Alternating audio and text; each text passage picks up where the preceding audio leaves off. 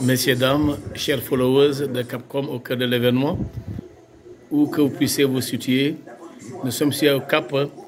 Il est exactement 22h03 au Cap Screen, en direct de Capcom Media TV. Nous avons le privilège d'avoir comme invité l'honorable député Aimé Assine, le député du département. Bonsoir, honorable. Bonsoir, M. Mendy. Honorable, vous dégagez une pleine forme là, où ça fait du neuf chez vous là. On dirait que vous êtes fraîchement débarqué d'ailleurs, mais pas vraiment du terroir ici. Bon, c'est vrai, bon, j'étais en session extraordinaire à Accra, le compte de... Accra, c'est au Ghana. Accra, au Ghana, oui. Le compte de la CEDEAO, c'était la deuxième session extraordinaire de l'année. Précisez que vous êtes député. Oui, je suis le chef de délégation du Sénégal au Parlement de la CEDEAO. C'est bon de le... Donc, oui. En pleine période d'investiture, c'est tout à fait normal qu'une fois débarqué à Dakar, que je puisse foncer directement sur Oussouye. Mais avant de partir, j'avais tenu 2 grandes assemblées générales et Dieu merci, nous avions réussi à rassembler tous les partis et mouvements qui se reconnaissaient de Benno Bokk Yakaar. Et nous avons tenu aussi bien la salle de conférence, la salle de spectacle de Oussouye qu'à la salle de la mairie de Oukout. De 2 très belles réunions. 2 très belles réunions qui ont consisté justement à mettre sur pied une procédure d'investiture, de pré-investiture. Et comme tout le monde l'avait appris, il fallait attendre que la direction de Benno Bokk Yakaar donne des orientations, etc. Donc tout le monde était dans l'expectative. Alors, ensemble avec les autres responsables, nous avons jugé que quel que soit le temps, on devra de toutes les façons aboutir à l'élaboration de listes. Donc, compte tenu des nouvelles modalités de choix des différents maires, c'est-à-dire le scrutin direct, qu'il fallait laisser les têtes, mais au moins constituer l'ossature, savoir les listes par village, et pour le conseil départemental, par commune.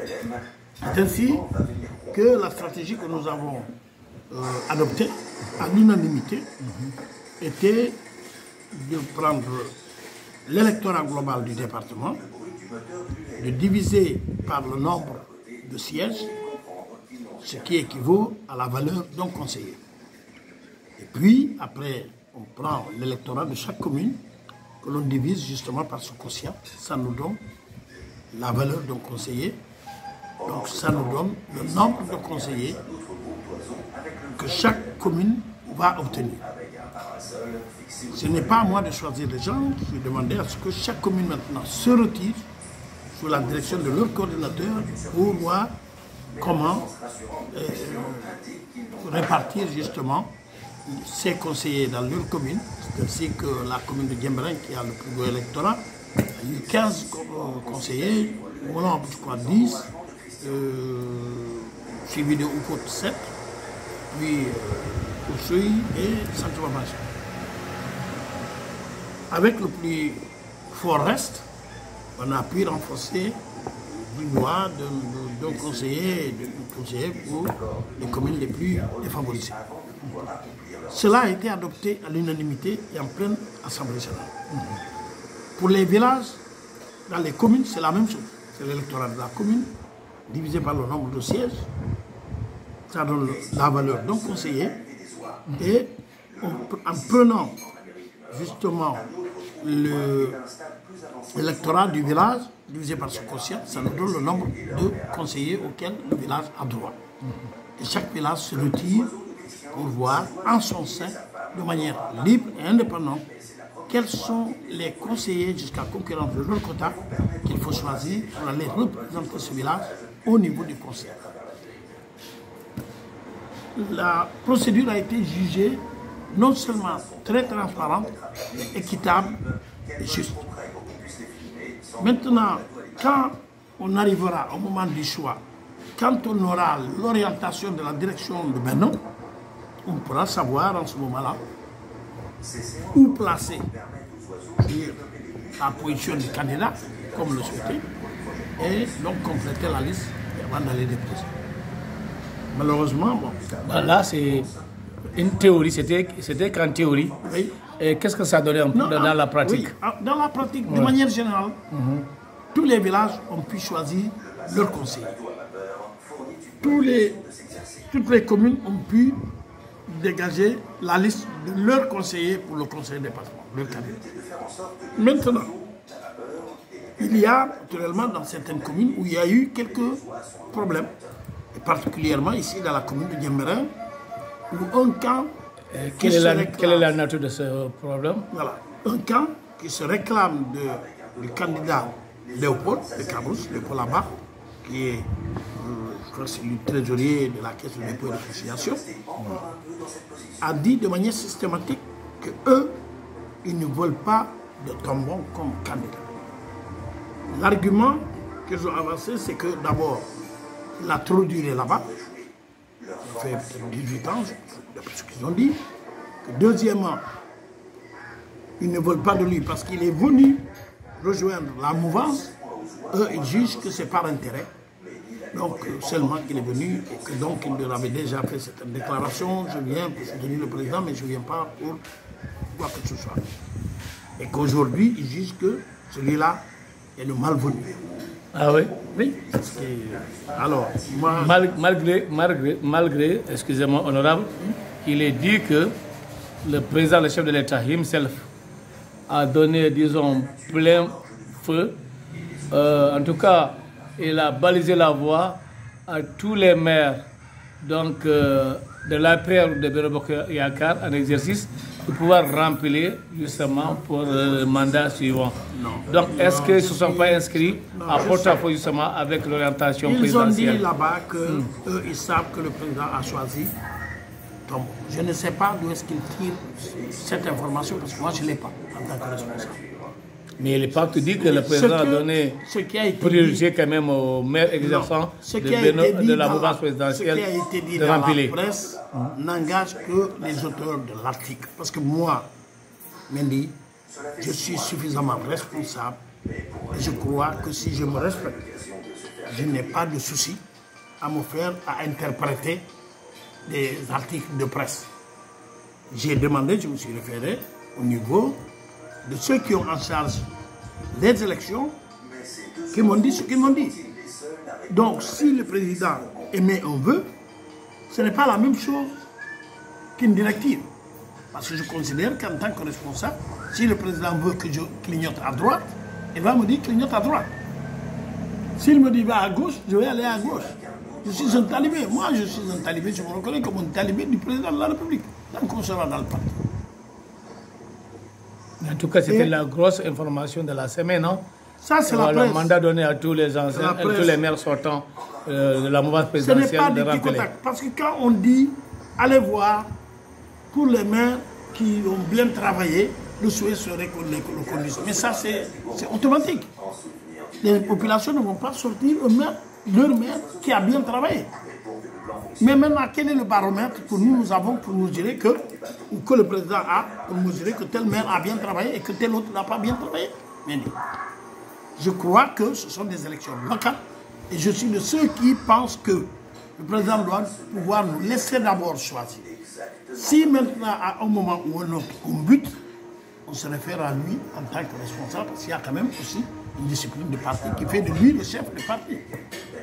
Mais puisque c'est des locales, qu'on essaie d'abord, comme il l'a dit d'ailleurs lui-même, on essaie de trouver le consensus. Tu sais qu'en matière électorale, pour des élections de ce genre, le consensus est idéal.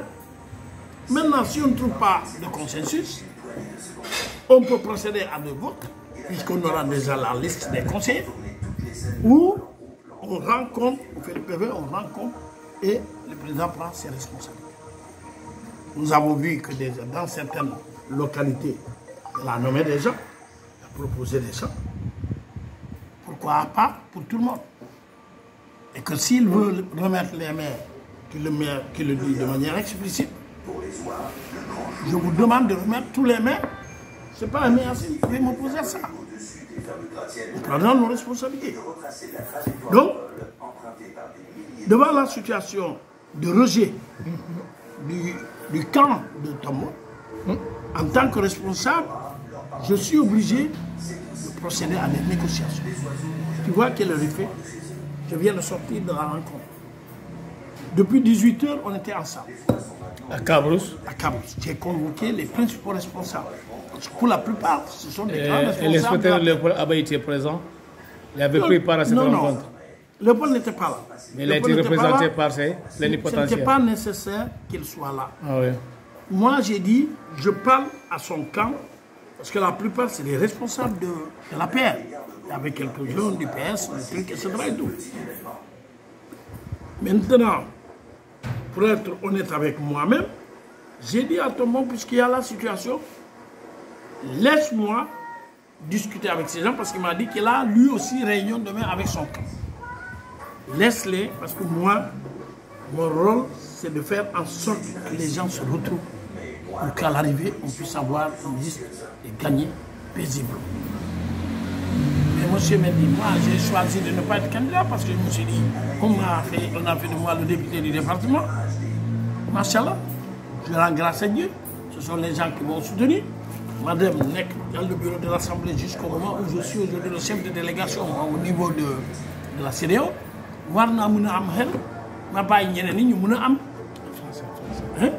Qu'ils puissent quand même aussi nous dire pour faire nous liguer. Français, voilà, justement. Devant cette situation honorable, oui. À votre avis, quels sont les différents cas de figure qui pourraient justement être présents ici dans la commune de Diembéring? Ils m'ont exprimé toute leur reconnaissance. Ils m'ont félicité d'avoir pris l'initiative de jouer mon rôle de coordinateur. Ils m'ont dit qu'ils m'ont compris parce que ça, c'est moi, je suis dans mon rôle de rassembler, mais qu'eux, ils ne peuvent pas, pour telle ou telle raison que je ne voudrais pas évoquer ici. Autrement dit, vous avez échoué à votre mission d'arrondir les angles entre les deux camps. Non, je ne parle pas d'échec, parce que moi je ne parle jamais d'échec. Je ne suis pas quelqu'un d'échec. Ah, finalement, c'est l'impasse. Donc chacun... Ils nous ont écoutés, oui. Ils nous ont dit leur position, que j'ai évoquée tout à l'heure. Ils nous ont donné ce qu'eux jugent être les raisons. Nous allons prendre du repli. Et comme l'autre camp se réunit demain, je vais parler à l'autre et continuer à négocier. Sachant que la date butoir de dépôt des listes est tout arrivé. Ils ont pris les dispositions. Entre le 3 et le 4 novembre, c'est presque demain. L'autre a fait aussi sa liste.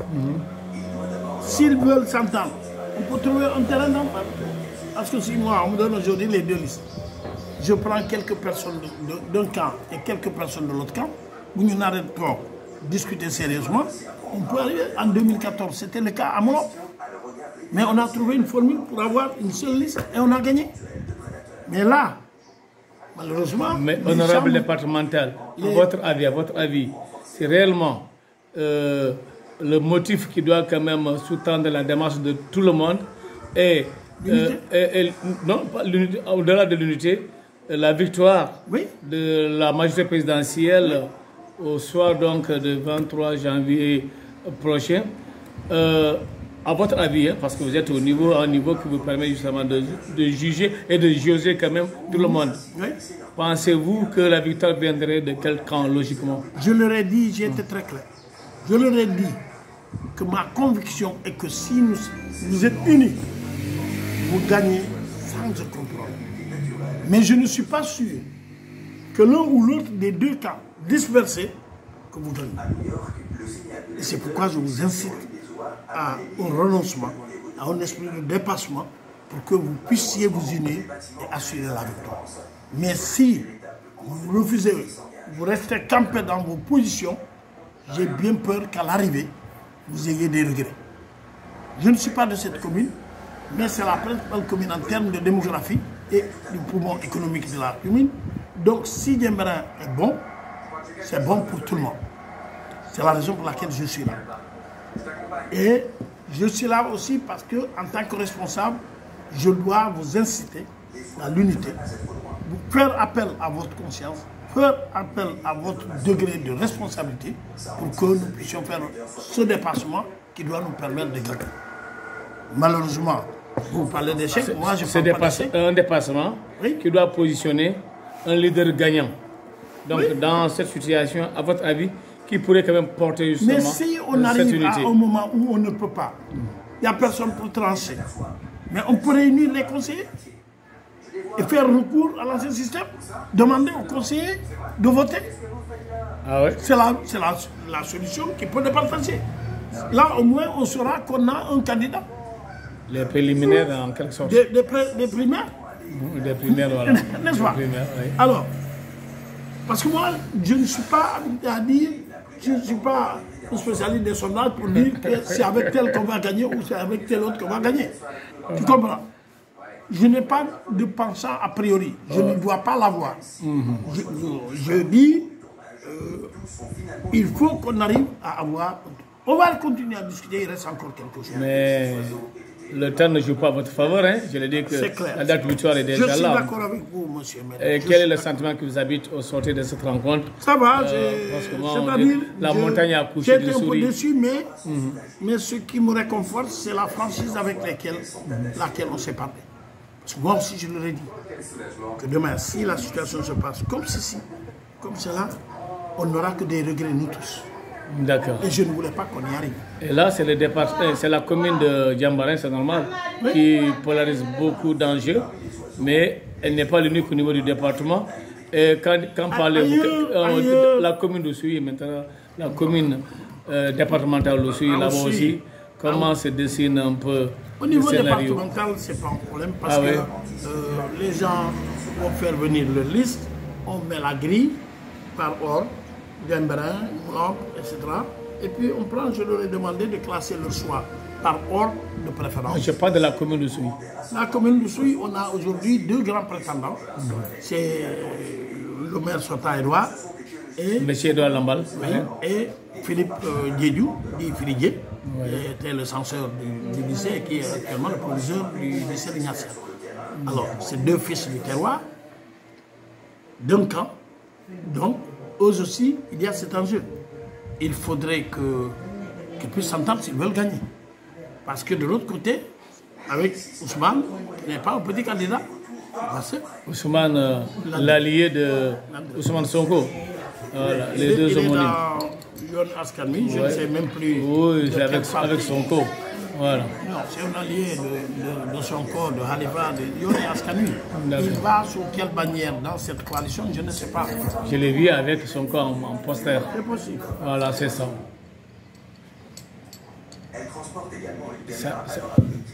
Et ça ne fait pas peur, cette alliance des deux Ousmane dans la commune? Moi, j'avoue que je n'ai pas de baromètre. Mais je sais que si les deux s'entendaient, il faut qu'on puisse prendre des candidats, que les deux forces soient unies, on devrait gagner. Mais malheureusement, c'est la denrée la plus rare, l'entente là. Partout, l'entente est presque chimérique, honorable. Je dois les rencontrer demain. On doit tenir une réunion demain. Et j'ai dit que si d'extraordinaire, on ne s'entendait pas, on va être obligé de trouver une formule, même s'il faut faire appel à certaines personnes, des chefs coutumiers, des trucs comme ça, puis arrondir les angles. D'accord. Ils ont tout intérêt. Honorable, on voit aussi dans le département la poussée féministe.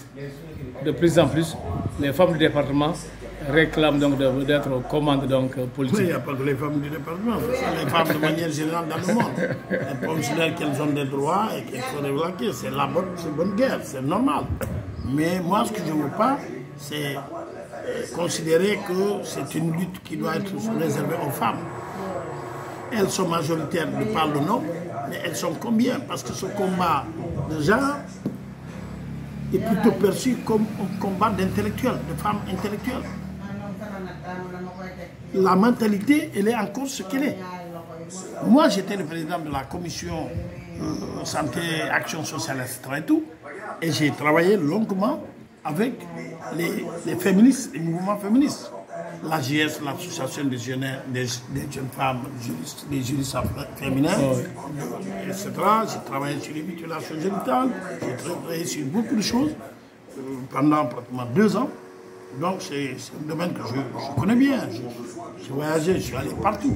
Je suis allé même jusqu'aux Nations Unies, dans au siège de l'ONU, où j'ai moi-même à faire un exposé sur ça. Donc, je suis allé aussi bien à Addis Abeba qu'à Johannesburg, etc. Et tout. Donc, toujours dans ces genres de rencontres, je crois que les femmes ont le droit de revendiquer. Mais il faut mettre la forme et la démarche. Quand tu vois de manière un peu désordonnée, ou même parfois nous ça donne l'impression d'une rébellion, mais tu perds tes soutiens, il faut dignifier. Elles ont dit qu'elles en ont marre de faire que des rois, des hommes. Elles vont aussi quand même se faire d'elles-mêmes des reines. Mais Mendy, en réalité, sur le terrain, tu penses que c'est possible? Si elles doivent se braquer comme ça, et nous on se braque. Elles sont plus nombreuses. Hein?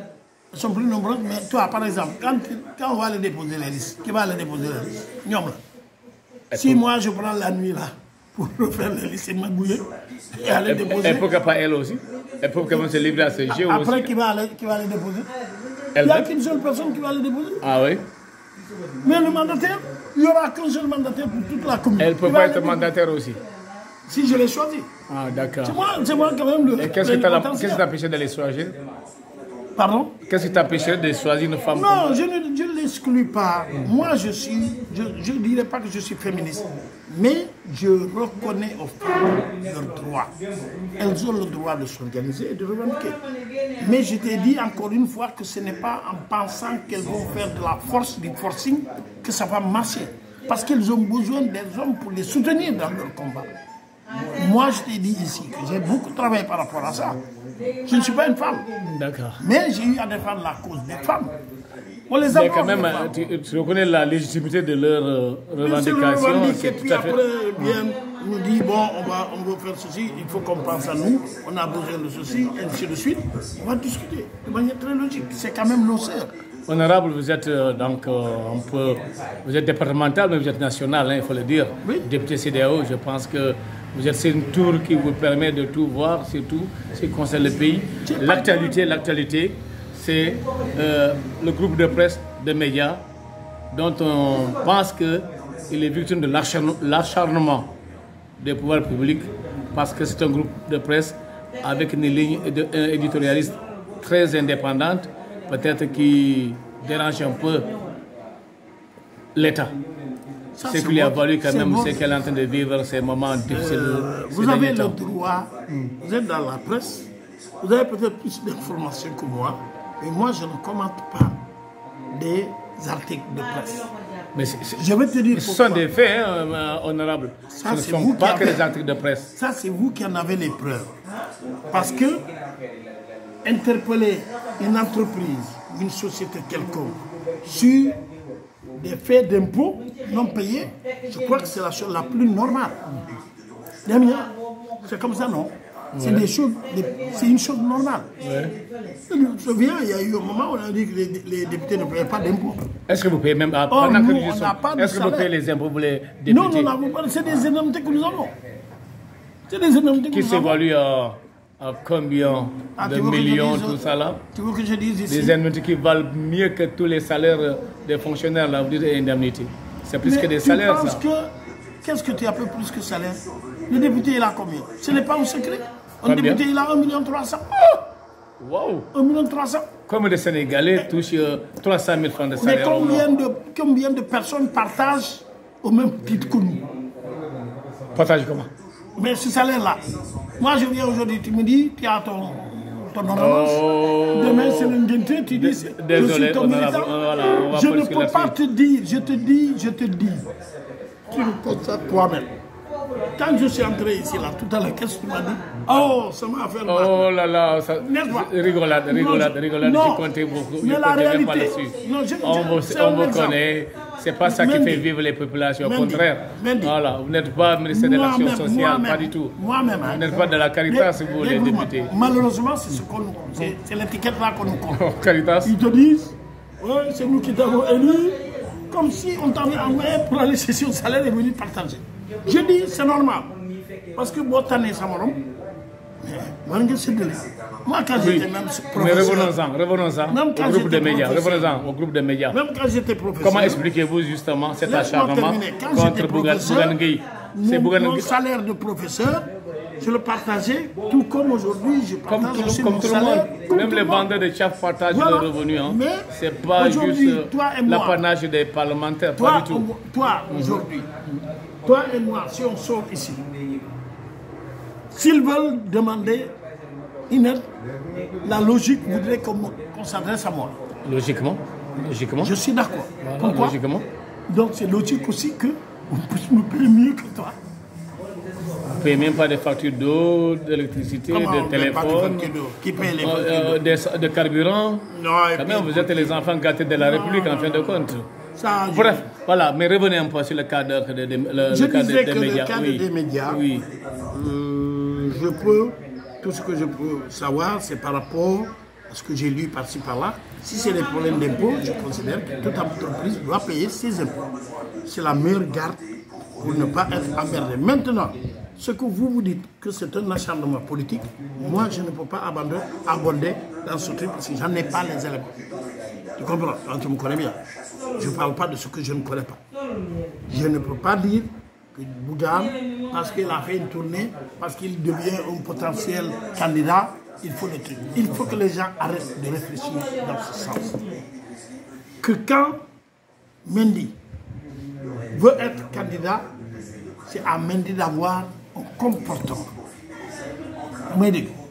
C'est à Mendy d'avoir un comportement pour ne pas donner l'occasion à ses adversaires. Je ne parle pas seulement des tenants du pouvoir.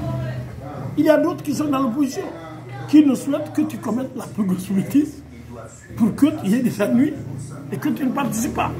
Pourquoi il faut donner l'occasion aux gens? N'est-ce pas? Donc, quand il y a eu le problème Sonko avec Adissa, nous sommes dans une république. Vous franchissez un palier comme ça, sans transition. Qu'on laisse la justice faire son truc. Moi, j'aime bien Sonko, c'est quand même notre parent. Mais s'il est en maille avec la justice, qu'on laisse au moins la justice. Restons dans le groupe des médias.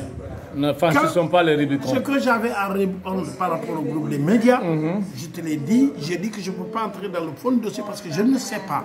C'est toi qui me parles d'acharnement politique, je dis, moi... Non, c'est ce que tout le monde dit. Hein. Ça, c'est ce que tout le monde dit. Vous dites. Moi, personnellement, je ne peux pas le dire parce que je ne connais pas les tenants et aboutissants de cet acharnement. Je ne le sais pas. Acharnement ou pas acharnement, je ne peux pas m'aventurer dans ça. Ce que je dis, c'est que si ce qui est dit dans la presse, c'est un problème d'impôt, qu'il paye ses impôts et après on parlera d'acharnement. Et si ce n'est pas un problème d'impôt? Si c'est trouvé que ce n'est pas un problème d'impôt? C'est un problème de quoi? Puisque tu sembles mieux connaître. Non. On parle en langage hypothétique. Si c'est un problème d'impôt, il paye. Et si ce n'est pas un problème d'impôt, comment on fait alors? Je ne suis pas dans les hypothèses. Oui. Je suis dans le concret. De toute façon, si je ne veux pas aller dans des hypothèses si. On ne va jamais dire. On va faire du si, on n'arrivera jamais à trouver. Est-ce que c'était un acharnement qui n'est pas un problème de fiscalité? C'est juste un acharnement politique. Dis-moi, donne-moi les preuves. Si tu connais les tenants et aboutissants de cet acharnement, je veux bien l'apprendre. Parler d'une période d'exonération fiscale à toutes les entreprises, surtout les entreprises de presse. Donc, des médias n'en est pas la seule. Hein. Et normalement, c'est au mois de décembre. Tu en connais une autre qui n'est pas à jour? Il faut la signaler. On ne demande pas mieux. Non, je ne suis pas fiscaliste. Non, c'est pourquoi je dis, si le fisc veut s'acharner, c'est là où je dirais qu'il y a acharnement. Sur des médias, il laisse d'autres qui ne payent pas, tu les connais, tu es un citoyen sénégalais, tu dois le dire, il n'y a pas que des médias, il y a tel et tel qui ne sont pas arrêtés. D'accord. On a déduit que des médias, le groupe des médias est un groupe dont sa ligne directrice est connue de tout le monde, très indépendante et très proche quand même des populations. C'est comme si c'était la voix du peuple. Et voilà, des médias sur une télé. Et que, à l'orée de ces élections territoriales, qui sont, paraît-il, presque un test pour un troisième mandat éventuellement du président Macky Sall, comme l'a bien suggéré Mamadou Saleh Ambour, que ces élections sont comme presque les jalons d'un troisième mandat du président Macky Sall. Et c'est-à-dire que finalement, sans transition, le problème de troisième mandat n'est plus un tabou, c'est exposé maintenant à la face publique, et que le président, dans tout ce qu'il est en train de manœuvrer, c'est pour quand même essayer quand même de briguer un troisième mandat. Comme si on se fie quand même à son directeur de cabinet, Mamadou Saleh Ambour, récemment. Est-ce que moi, je suis à ce stade? Mais dis-moi, je suis quand même un grand responsable. Vous êtes un parlementaire, hein, un plénipotentiaire. Oui, mais je suis un parlementaire. Élevé. Oui, au niveau élevé ou au niveau bas. Mais moi, je ne commande pas des articles de presse. C'est pas un faux fouillant tout petit peu de votre part. Non, c'est un problème de responsabilité. Il faut être responsable. Moi, je n'ai pas le droit de dire des choses dont je n'ai pas. À l'époque, je n'ai jamais entendu le président de la République, oui, ni en directoire, ni ailleurs dire que je vais faire un troisième mandat ou je ne vais pas faire un troisième mandat. Quand ça arrivera, quand il fera sa déclaration, là, en ce moment-là, chacun pourra apprécier du bon ou du mauvais côté. Mais Mamadou Saleh, ce n'est pas n'importe qui quand même au niveau de... Mamadou Saleh n'est pas Macky Sall. Il est son directeur de cabinet, il a sa vision politique, mais le seul responsable dans ce domaine bien précis du choix du deuxième ou troisième ou quatrième mandat, c'est Macky Sall. C'est lui qui va... Moi, je peux donner des conseils, je peux juger que c'est ça qui m'arrange, que Mendy soit dans un quatrième mandat, parce que ça m'a fait...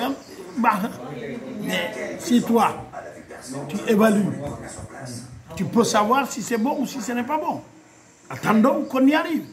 Il a dit, il faut attendre, parce que je ne veux pas mettre le pays en campagne dès maintenant. Si je dis oui, que j'arrête, les autres ne vont plus travailler. Chacun va aller en campagne. Si c'est la démocratie à la sénégalaise, ou la démocratie si intertropicale, ça. Et quand je dis, je serai candidat, c'est personne ne va plus travailler. Mais tous les jours, il y aura des manifestations. Attends, le Cap-Vert vient de réussir allègrement ces élections présidentielles. Le Cap-Vert a toujours réussi sa démocratie. Il nous a précédés en démocratie, le Cap-Vert, pour que ça ne fasse aucun bruit. Alors, pourtant, les gens ont continué à travailler comme d'habitude jusqu'au jour des élections. Nous n'avons même pas le même système. Et pourtant, on s'est galvaudé d'être une référence en matière de démocratie en Afrique et même de par le monde. Le Cap-Vert n'a pas le même mode de régime que nous. Tu peux être président de la République et ne pas être majoritaire dans le gouvernement, au Parlement. Et c'est le cas à l'heure actuelle, ce qu'on appelle la cohabitation. Parce qu'ils ont un régime semi-républicain. Tu comprends? Moi, je devais y aller pour la supervision des élections. Ah oui? Oui. Ah oui? Je faisais partie des 6 parlementaires qui devaient être envoyés à Praia. Mais je n'ai pas pu partir parce qu'il s'agissait finalement, ça a coïncidé avec la session extraordinaire. Et comme mes autres collègues du Sénégal qui sont au Parlement avec moi, c'est pratiquement tous des candidats qui au Parlement, qui au conseil départemental, qui à la mairie. Donc je me suis retrouvé seul en tant que chef de délégation à assister à la session. Donc le Sénégal ne peut pas être absent. J'ai dit, je ne peux pas aller le 11 sur Accra, assister au séminaire de à la 3 session, jours, oui. séminaire de 3 jours sur l'évaluation des systèmes démocratiques des différentes élections en Afrique de l'Ouest, 3 jours. J'espère qu'on a examiné celui du Sénégal. Parce que le Sénégal aussi, en la matière, n'est plus le grand maître ou le grand élève à la matière de démocratie électorale. On est déjà mieux que beaucoup. Moins que le Cap-Vert, alors. Moins que le Cap-Vert. Oui. C'est pas reluisant pour nous. Comment c'est pas reluisant? Quand on parle des pays les plus riches, il y a toujours un numéro 1, 2 et 3. Oh, d'accord. N'est-ce pas? D'accord. Même dans les salles de classe. Il y a le premier, le deuxième, le troisième. Voilà, pendant qu'on parle des territoriales, des locales, auront-elles lieu à date échue ou bien pas? C'est clair, il n'y a même plus de trucs. Donc, tu sais quand même. Ah, non, parfois. Le décret est pris, l'arrêté, différents arrêtés. On est en train de dérouler, on est en train de faire des listes. Ce n'est pas pour s'amuser.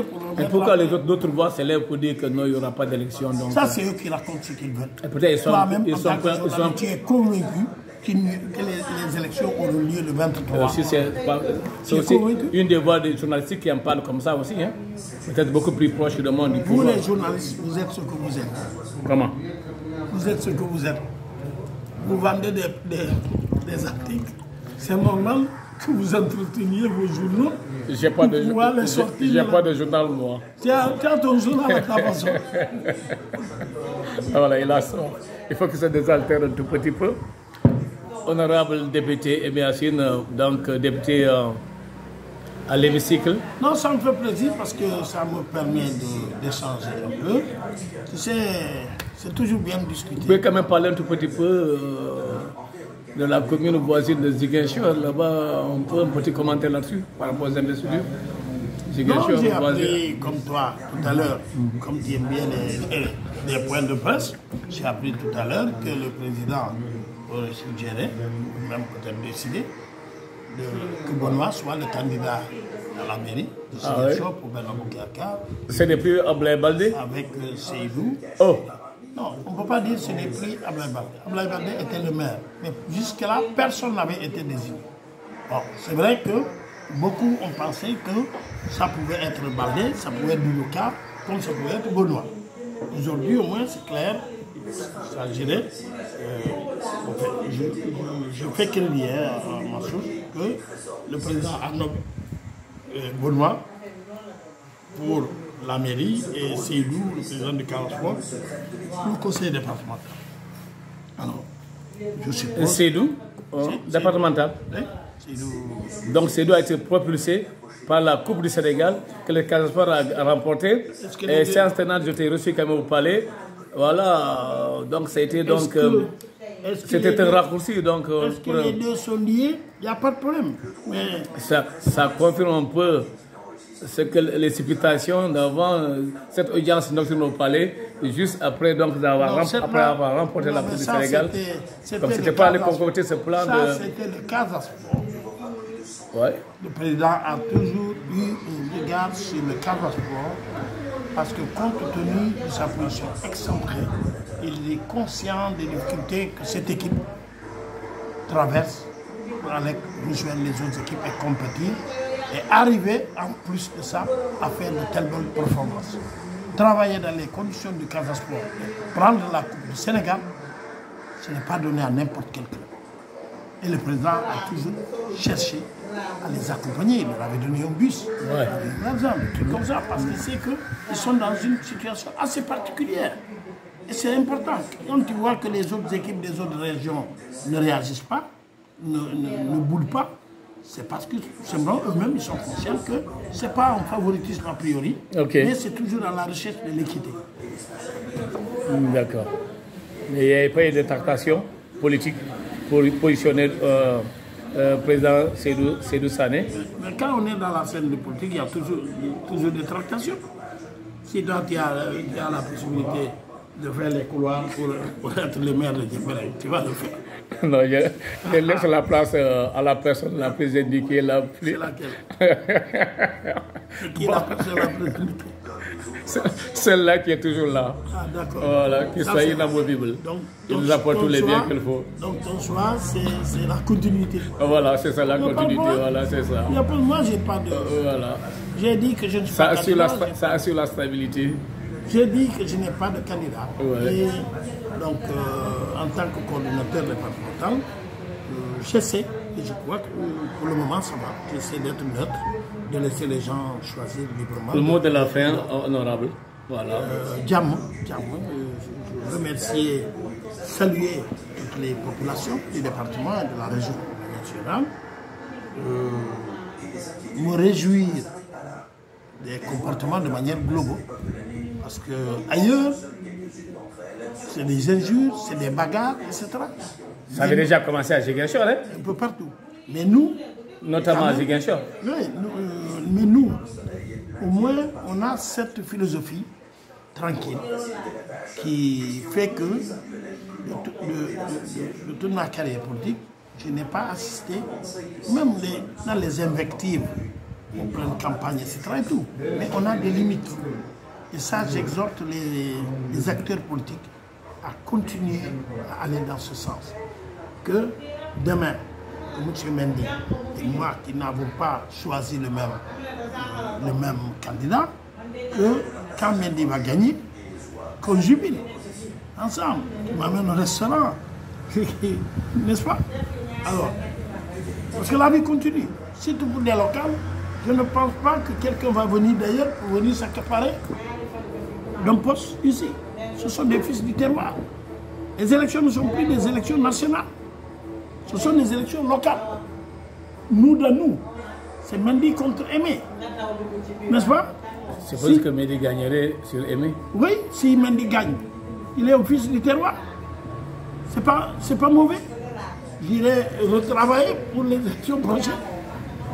Donc, vraiment, j'encourage les acteurs à être dans cette posture de sérénité, de respect des autres, tout en travaillant que chacun aille faire sa campagne dans des campagnes civilisées pour que le lendemain, on ait les meilleurs maires, on ait les meilleurs conseils, juste dans l'intérêt de nos pauvres populations. Ou qu'on conserve les meilleurs maires aussi.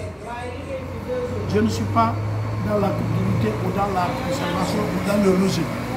Ça, c'est à chacun de choisir. Merci honorable député Aimé Yacine. Voilà. Merci de votre disponibilité. D'accord. Bonne soirée. Bonne soirée. Merci.